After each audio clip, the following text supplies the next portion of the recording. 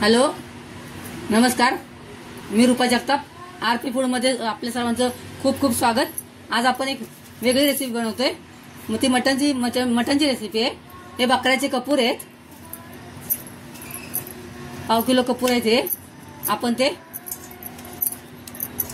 असे मधून कापायचे.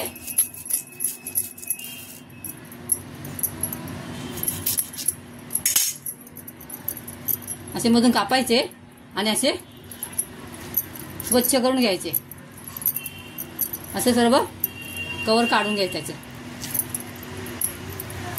हे आपण असे स्वच्छ करून घेतले आणि दोन तुकडे केलेत. हे खूप मोठे मोठे आहेत. आपण अजून थोडेसे छोटे छोटे तुकडे करून घ्यायचे. असे छोटे छोटे तुकडे करून घ्यायचे. आपण सगळे तुकडे करून घेते. मी 2 चमचे तेल टाकले. त्यामध्ये कढीपत्ता टाकायचा. 2 मोठे कांदे कापून टाकायचे आणि चांगलं कांदे फ्राय करून घ्यायचे.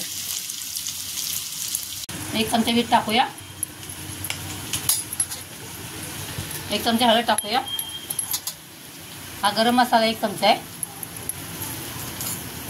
धने पावडर आहे. कांदा आपला भाजून झालेला आहे छानपैकी. त्यात आपण 3-4 मिरच्या टाकायचे आहेत आणि त्या पण छान भाजून घ्यायचे आहेत. मिरच्या आपल्या भाजून झाल्यात बऱ्यापैकी. त्यात आपण आता 1 टमाटर टाकायचं आहे. सर्व छान फ्राय करून झालेलं आहे.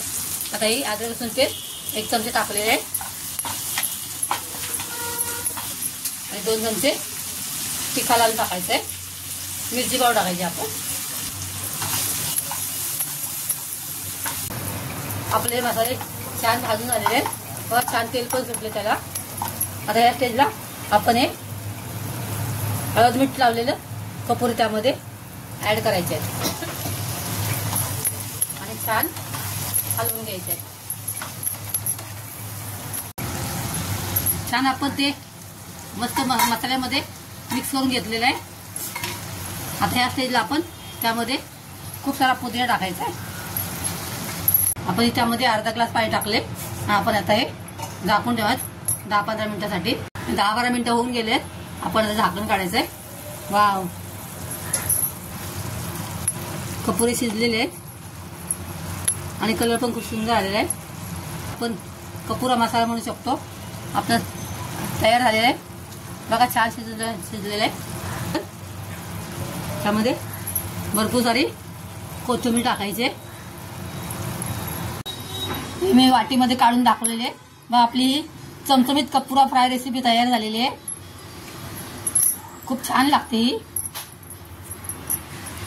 तुम्हाला ही आवडली असल्यास लाईक आणि सबस्क्राईब करा. Bye. Thanks for watching. Happy new year.